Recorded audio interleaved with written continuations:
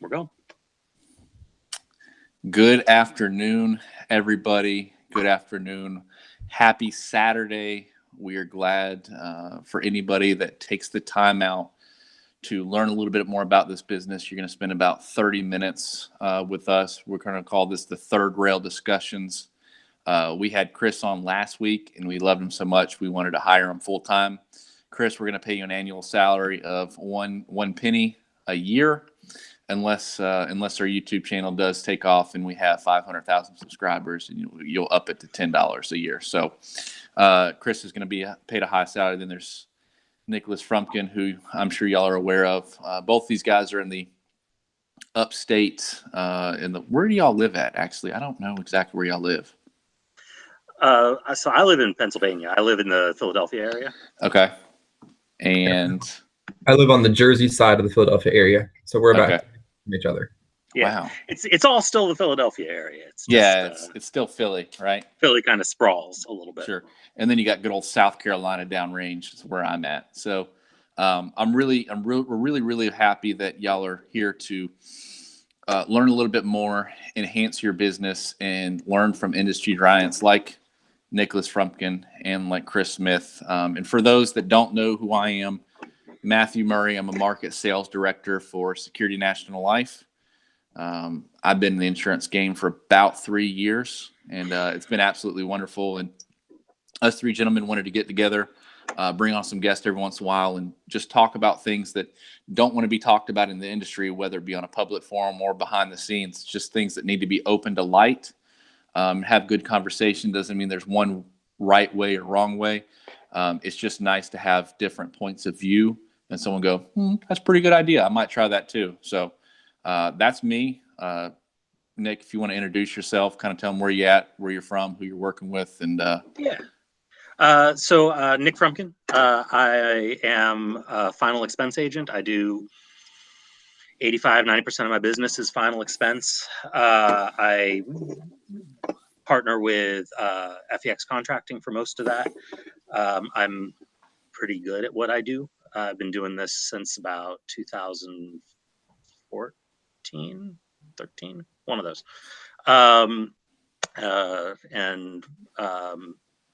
Been doing this for a while. Know a lot of people in the industry at this point, and have strong opinions on how people should do things because I like people to be successful. Yeah, and just so people know the level of success that Nicholas Frumkin is, since 2014, I think this past year was your best year. Is that correct? Yeah, $315,000. $315,000 in annualized premium solely through mostly final expense, right? Well, that's only the final expense. That's only the final expense. Not even tracking the other stuff. I do Medicare. Yeah, he does other stuff, but just in final expense. I mean, I make an emoji next to his name every once in a while, and I just put a goat because, like, I literally think Nick might be one of the greatest of all time for only being in the insurance industry for 4 years and being the top 1% of people that write business. And you really only work in the field how many days out of the week? Two. Like, are you kidding me? Like, I spend about 2 days a week selling. You spend a third of the year in the field, and you write triple what most people do.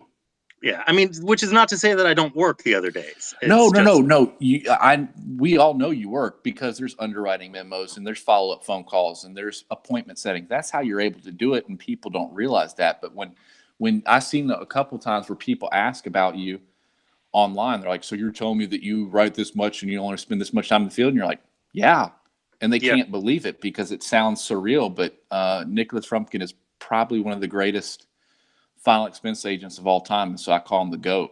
So that just so people know really who you are, you write a massive amount of business in a short amount of time. So it's incredible to have you on here. I'm never going to be able to live up to that introduction. And then there's Chris. I guess there's Chris. So live up. Hard to follow act there. Go ahead. I'm kidding. No, tell us about yourself, man. Yeah, so I've been in the business almost 4 years, spent about 10 years full-time as a paramedic in the Philadelphia area, and started with an organization several years ago, was the second highest agent of the year, my second year, the agent of the year in 2017, parted ways with them for different reasons, and still doing final expense full time. Dabble a little bit in Medicare because they're a natural combination. Mm-hmm. And Nick and I have a peace treaty where we don't replace each other. Yes. we don't share that much territory, but the little bit that we do share, There's a neutral zone. Yeah. Yep. That's good. That's really funny.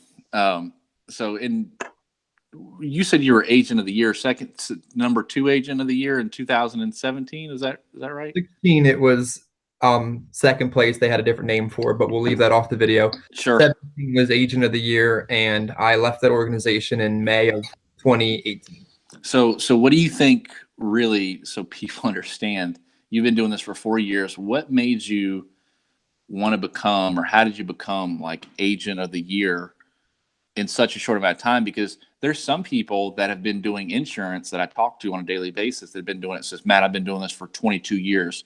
I don't need your help. But then some, Chris, I don't even know how old you are. I'd say you're under 30. 33. How old are you, Chris? 33. Well, you're looking great, man. For somebody under 40 who's only been doing insurance for 4 or 5 years, like, what made you get to that level? Like, were you structured that way? Is it just a mindset to go from paramedic to number 1 in the country? Like, what's the deal, man? Well, I think it's interesting that job had a very similar work ethic and transferable job skills. Mm-hmm. You have to work a lot of hours to make any money because you didn't get paid very well. You have to understand medicine because you gave it. Yes. You have to build a rapid rapport with somebody, take command of the situation, and work through it. So the job skills transferred very well. In May of this year, we left that organization, and I currently work with Equita Final Expense Services and our own agency, Freedom Senior Solutions. And we just found that we could take those skills, get rid of all the stuff we didn't like, and build it from the ground up with an organization that, like our prior video mentioned, paid people a little bit better. Yeah, sure. That's awesome, man. So it just really came down to your work ethic. I mean, I know working as a paramedic, it was like, what, 12-hour shifts? At least, yeah. At least. So that's the level of people that we're talking about here. So I'm sure if y'all seen it online, if you're already here, you probably know what it's about. I don't know if we have anybody live, but it doesn't really matter. I just like talking about this kind of stuff. So appointment setting versus door knocking, which is better, which is the best ROI, right? Not how much business can you write off of it, but what's the best ROI? How can you get the most out of your leads? What is the best way to do things? And there's a lot of coverage on this topic. We're going to try to keep it short. So I'm going to put you guys on a timer. I'm going to give you anywhere between 5 to 7 minutes, and it sounds like you're just trailing off. I'm going to cut you off. I'm kidding. I'm not going to do that. But so let's go door knocking, because where I used to work, they literally told me, do not call. And so I learned, crazy. I'm okay, but I learned how to door knock. So when I'm teaching agents now,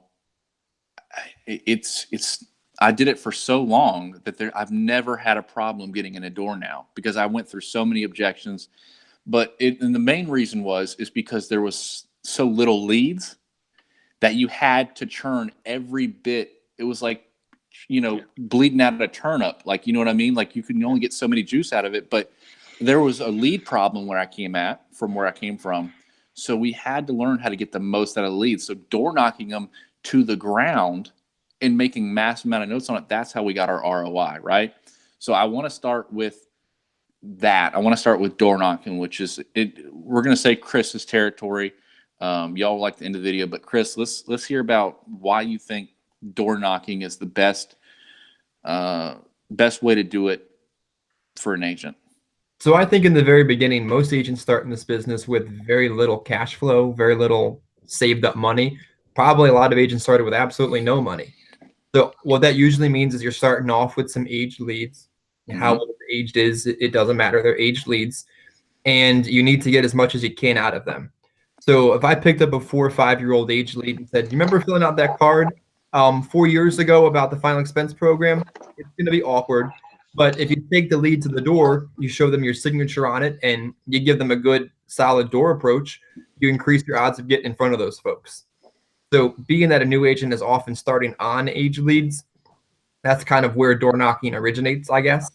And then on fresh leads, you still probably don't have a ton of money. You need to get every dollar you can out of the leads. And you're probably not on a huge lead order yet as a new agent. You're probably getting 10, 15, 20 leads a week. Hopefully they're in a good geographic area so you're not driving all over a country. And you can take the lead to the door, introduce yourself, get into the house, give the presentation, and you encourage a new agent to take that lead to the next door and say, hey, I just helped Mary out. Maybe you didn't get this card as well, and try to increase your chances of a presentation. And that's the model you build when you're brand new. When you start to have tons and tons of leads and tons of money, maybe experimenting becomes fair. You'll always increase your odds of getting in front of more people when you're physically standing in front of the people. So I guess a follow-up question, Chris, is when you're door knocking and you're doing solely door knocking, you don't call, do you find yourself running around just playing mailman a lot? No, because what you do, and I wrote this down, is the foundation is on a Saturday morning like this. You go onto your lead website, you print off the leads that you got assigned for next week. You organize them using MapQuest, Route Planner, Road Warrior, or something. So they're in a geographical system. You go out on Monday and you start the first lead and you keep working them until Friday. And by the end of the week, probably more like Thursday, you'll have knocked every lead at least 3 times on 3 different days. And you'll feel comfortable on Saturday morning when your next leads come that you can move on to the next people. And the key part of that is you're getting new leads each week. So you're not going to continue to beat up the same 20 leads until it beats you out of the business. Yeah. I mean, we can all agree that having new leads come to fruition on a weekly basis is a very important thing in our business because, I mean, I remember where I came from. If I got 20 leads a month, well, I was cooking with kerosene. So, having even 20 fresh leads a week was huge to me when I got more into where I'm at now. But how much would you say your ROI, like your closing percent on your leads? Let's say you've got a batch of an average agent, okay, because you guys aren't average by any stretch of the imagination. But let's say an average agent who orders 20 direct mail leads a week. What should be that ROI? What should that look like for the agent? How much should they expect to close, Chris? Well, keep in mind, a lead is just a legitimate excuse to be in front of somebody. It's not a guaranteed sale. And I think some agents start in this business misunderstanding what a lead is. They're not ordering life insurance. They're expressing a modicum of interest in the topic. And your job is to show up there, door knock them, get into the house the moment you're there, give your presentation, and either sell it or throw out the lead because they don't want it. And the return on investment varies based off of skill level and activity level. But my activity level was always huge, and that's what yielded good results. I think people come into this business expecting to get rich quick. They see a video of someone driving a Ferrari and a mansion, and they think, well, I should be getting that this week. But you come in with a more than a full-time work ethic and a business mentality, and you look back in a few years and you'll find that financial success. Yeah, I was always told that an average agent will close approximately 20% of their leads. If you're closing less than 20% of the leads that you get, there's something going on. A really good agent will close 25%. And then the really, really excellent agents will close approximately 30%. See, I was always taught that 30% was average. So that's new news to me about 20%, because the way I look at it is if I get 20 leads, if I work them kind of like, I'm going to use the same mentality of door knocking. If I've got 20 fresh leads and I spend all week doing everything I can to sit down with those 20 people, I'm realistically going to try to sit down with 15 of those people a week, and I'm going to close 30 or 40%, which is going to get me 5, 6, maybe 7 sales a week. Right? That's about where I want to be. If I can close half of the people I sat down with, your closing ratio on the people you sit down with, but my closing ratio for my leads is going to be about 30%. So I should expect to close about 6. That's about where if I'm getting 20 leads and I work them to fruition, that's where I should be at. I think 30% is a really good number. I close more than 30% of my leads, although not a lot more. I think that for a new agent in this business, 30%. Well, see, here's the thing. I mean, when you're talking about 20, 25 leads, that there's also volatility in that number. That's a small sample size. But when you're talking, over the course of a year, and you look at, if you're getting 20 leads a week, every week, 52 weeks a year, how many sales did you generate off of all of those leads? If your number is at the end of the year around 25 to 30%, you're doing pretty good. Right. And I think there's a lot of people that get caught up on trying to squeeze every penny possible out of their leads, and so they end up not going and getting fresh leads every week, and that kind of stuff will drive you out of the business. While you've got them and they're fresh and they're new, yeah, work them. If you have a week where you don't have the leads, don't go bad. If you have a week where you didn't get enough leads for whatever reason, or you have more time on your hands than you thought you would, go work your old leads. But I was taught to skim the cream off the top and move on. For me, the value of this job is not that it offers you a get rich quick scheme. It offers you a good living, and you can make really a lot of money in this job.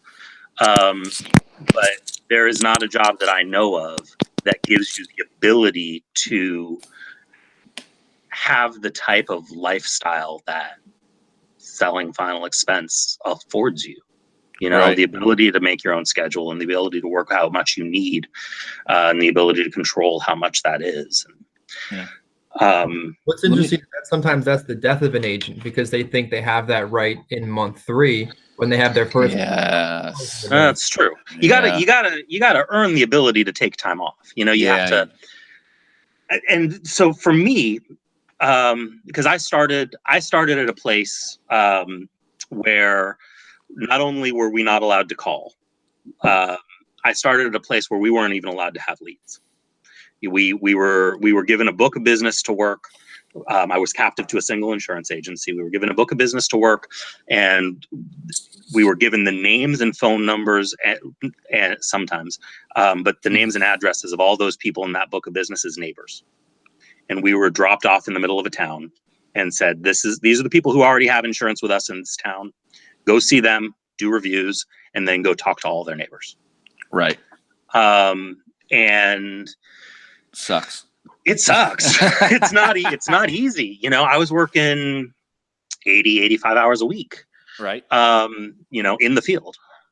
And it's not an easy way to do it. But I got to where I did it for long enough that I liked it. I felt comfortable at the door. And when I went to final expense full time, I also was much more comfortable door knocking than I was on the phone. I was bad on the phone. Yeah. I was uncomfortable on the phone. I got shot down on the phone all the time. I wanted to go door knock all my leads. But what I learned quickly is that if you have a good script, if you know what you're doing, if you have enough practice to get your appointment setting down right, and this takes, having a mentor that you can have listen to your appointment setting recordings. It takes recording. It takes a bunch of stuff like that. You have to practice it and get good at making appointments. But what I learned is if you get good at making appointments, that offers you freedom. When people say to me, how do you possibly write all this business and you do it only in 2 days? Well, it's because, I sat down on the phone this morning at 9 a.m. and I booked 8 appointments for Monday. And that's a light day. I have something to do that night. But you worked on Saturday. Hold on. Yeah. Well, yeah, but yeah, I spent an hour. I spent an hour today. work. Yeah, like I said, I only spend 2 days in the field. I do other stuff. I probably work every day, but I've got a work problem. But I spent an hour on the phone. I set 8 appointments. They're appointments with people that, because I've been doing this enough, I know probably are not going to stand me up. There are appointments with people that are more interested than not, because I've talked to them and I've touched them already. And I'm not setting appointments with people. There are people that I don't set appointments with,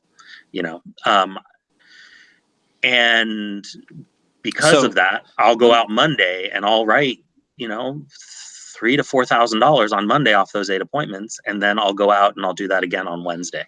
So I guess a follow-up question for that is not the amount of the appointments, but the quality of the appointment set is where you really excel.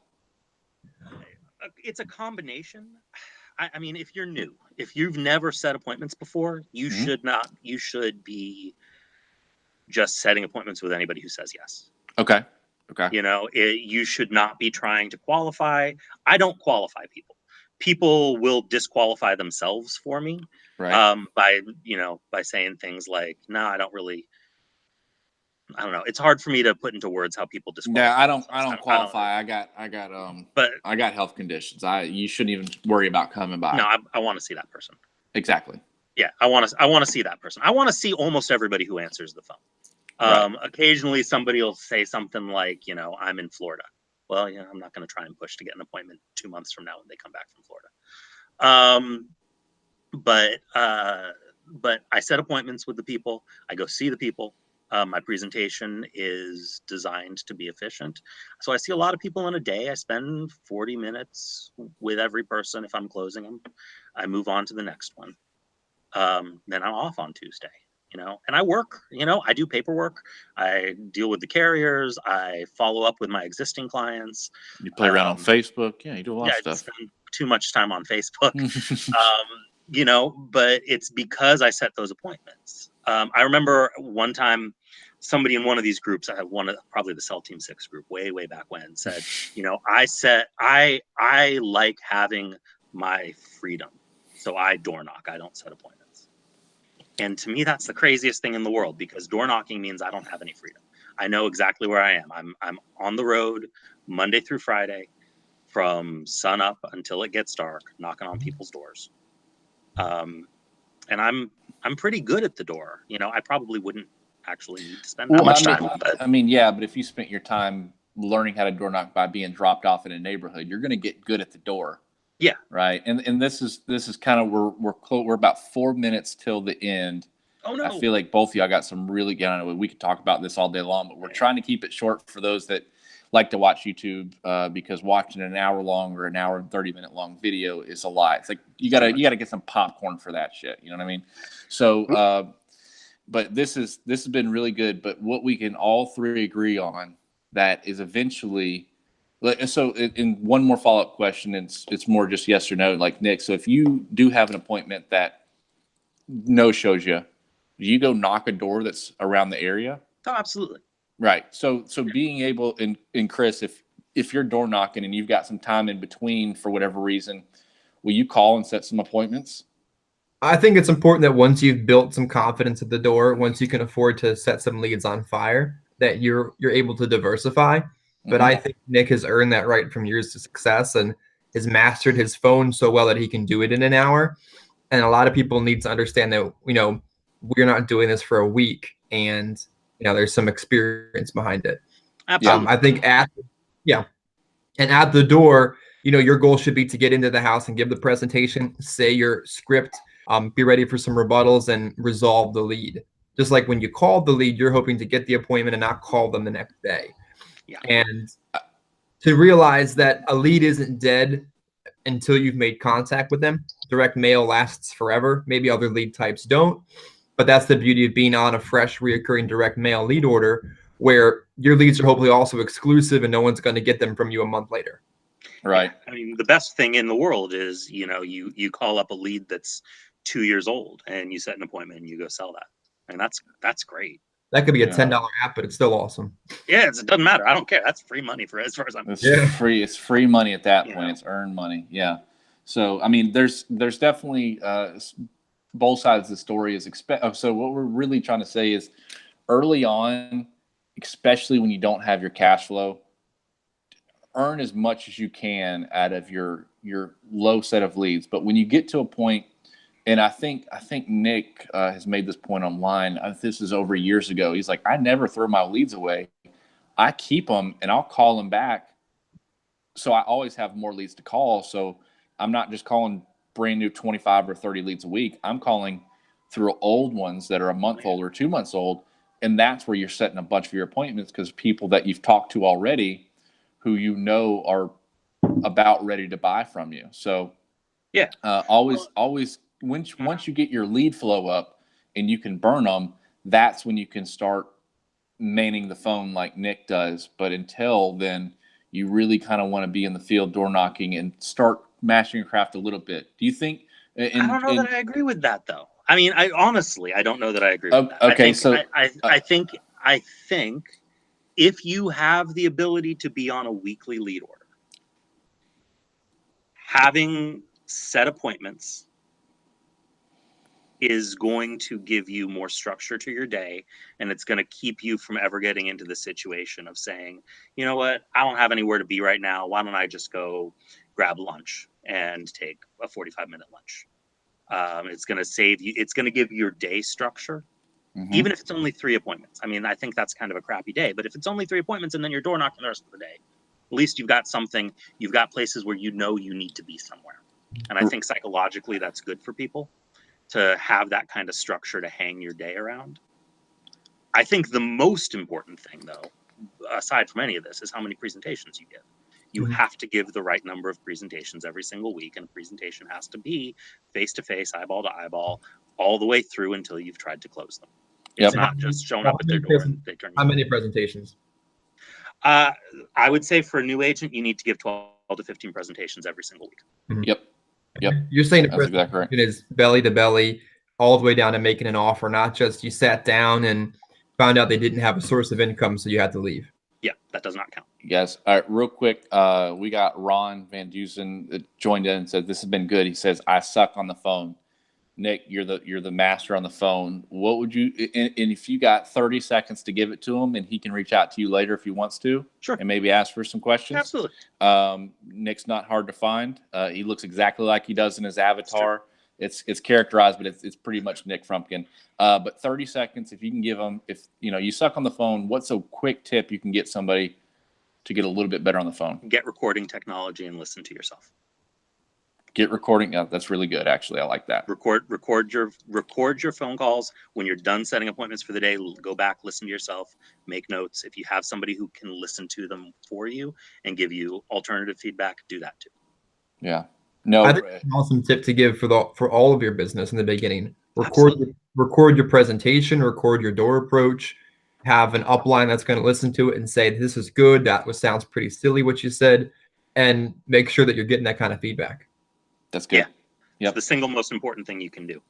Well, guys, sorry to cut y'all off, but we're right on time. I don't want to take too long, but we had a total of, I think, 10 people that were joining us at one time. So we appreciate all of y'all being here. Ron, we appreciate you commenting and reaching out. If you want to reach out to Nick, find him on Facebook. He's, like I said, he's not hard to find. Post stuff down in the comments. Post it down in the comments. We'll read that. Yeah, and if you want to find some other people who might need to see this, subscribe, hit the bell notification. We're going to try to do something once a week. I'm hoping, does it sound about right, guys? Once a week, something like that. I'm sure we can come up with some topics, and we have no problem talking. Might not always be live, but yeah, we can. Yeah, it might not always be live, but yeah, the live ones are always fun. But it's just really good to have clarity in the marketplace when you get so many things from you. If new agents just don't know where to go for information, they have to trust the one person that sold them the dream.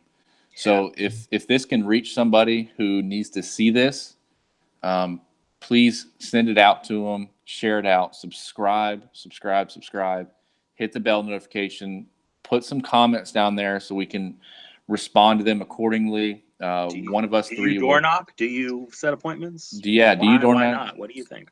Yeah, what do you think is the best way? Like, we're open to interpretation, and we'll rehash this same thing maybe a month or two from now. We'll bring back up if we've got enough comments on there, and we'll have an entire different conversation about it. So, guys, it's been fun. Chris, any closing comments for you, man? I think the beauty of this is you've got three different guys from three totally different organizations agreeing to talk about the same topic. And if you're not getting that kind of training, then feel free to follow more videos. If there's something you want us to talk about, might be controversial, comment about it. And we'll have a good adult discussion about it from three different perspectives. Yeah. And at the end of the day, the big stuff was we all agree on, you know. You can fight over the details, but the big things, you know, you gotta have activity, you gotta go see people. Got to have activity. You got to make your money, and you got to reinvest in your business. Yeah, that's it. it. Get leads. So, guys, we appreciate all of y'all being on. Leave some comments, subscribe, like us, share us. Please like the video, like the video, like the video. Please do it all. We need the likes. The more people that can see us, the better. So, the insurance panel is out. Third rail discussions, part 2, coming in hot. Another day.